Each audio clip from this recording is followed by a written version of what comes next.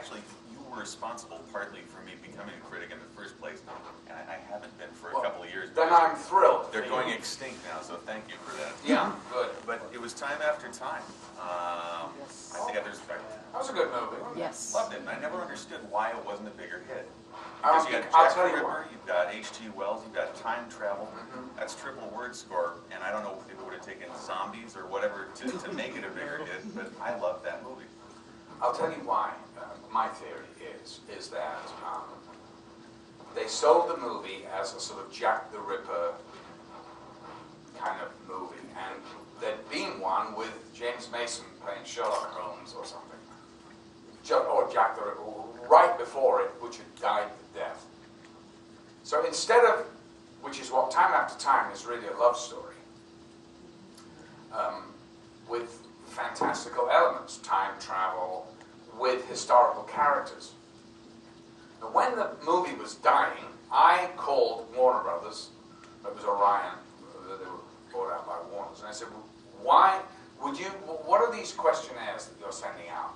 Would you mind sending them to me? And I read them, and I realized, so they would say things like, have you ever heard of H.G. Wells? No. I filled out one of those questionnaires. Have you ever heard of Jack the Ripper? Yes! Right, it's a Jack the Ripper movie. That's how dumb these people are, you know, that are running our studios. Wow. And I'll say that because, but then, you know, they think of it as a numbers game. It's a business. Really, they can't think outside of the box. In the, you know, just watch the movie. Where's the intuition? Why were these great, you know, heads of studios in the 30s and 40s and 50s? Why were they so great? Because they worked on intuitive feeling. Harry Cohn, King Cohn, he'd go, that's a good movie, that's good, do it. That's a star, that's good, do it. Not, well, wait a minute, has anyone ever heard, you know, it's just insanity. And it, of course, is very prevalent today. Reminds me of newspaper editors. There you go. It's the same thing. Maybe I shouldn't say that in public while I'm still employed. Say it because it's going on Fangoria. So is it true that Kubrick wanted you to be in Barry Lyndon, but you refused? No. It's not. Absolutely not. But he did call me when he'd been shooting for at least 2 months. And we were just talking away, and I thought, he never called socially. It was always, he wanted something. So I kind of was waiting. And then there was a long pause, and he said, if you had to do an Irish accent, what would you do? I sort of went, are you telling me you've been shooting for 2 months and Ryan's Irish accent isn't there? He went, no. And he goes, and anyway, the Southern California is very similar to Irish. I went, oh yeah, absolutely. Couldn't tell them apart. I said, take him to an Irish pub in Dublin, lock the door and leave him there for 48 hours. He'll come out an Irishman.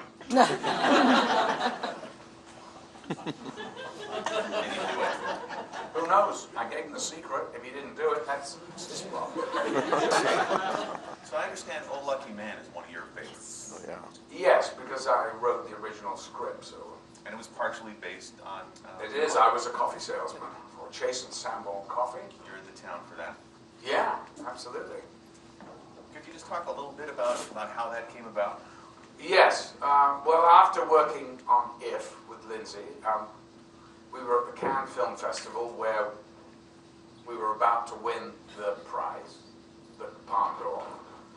And we were walking down the Croisette, and I put my arm around him, which I knew made him feel uncomfortable, because he's English, and he doesn't like too much affection. And I said, we're a great team, Linz. You know, why don't we, let's make another movie. And he stopped, his eyes rolled in his head, and he said, Malcolm, what do you think, good scripts just fall from the trees? If you want to work with me again, then you better well write it. And he walked off, and I went, well, fuck you, I will fucking write it. So you fucking did. I wrote a 40-page synopsis, which, God knows, was absolutely pathetic, I'm sure, because I'm not a writer. writer. But I battled it away, and I took it over to his flat. And he goes, oh, okay, sit down over there. He always had his glasses up. He brought them down, lying on his bed. He had a bed sitting room. And he's with books piled up everywhere. Books. He started, and he lifted his, he went, is this supposed to be a comedy? I went, yes, it's funny. I mean, you know, you don't have a sense of humor. You're from the South. I'm from the North, where we have a sense of humor. Read on. So he read on. I could hear him. All those groans and grunts and noises were coming. And at the end, he just put it down. He goes, Malcolm, it's not very good, is it? And I said, it is good. It is good, and it's going to be your next film.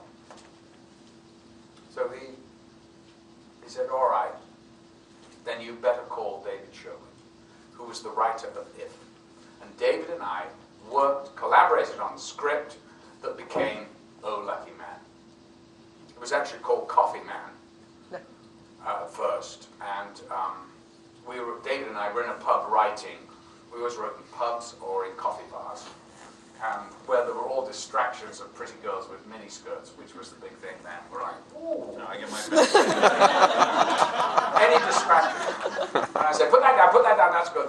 And I go, David, all right, let's just address the title. I said, this is really boring. Now we're into another thing. We're taking on the establishment, everything, the world.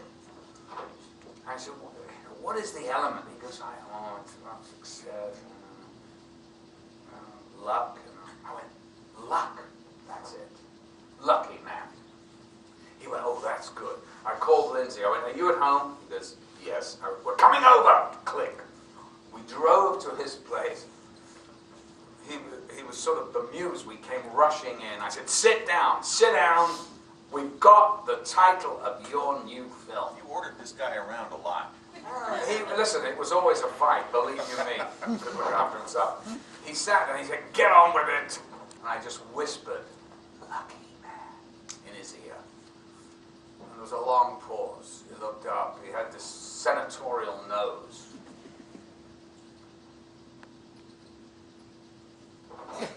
Oh, lucky man. Yeah! Great!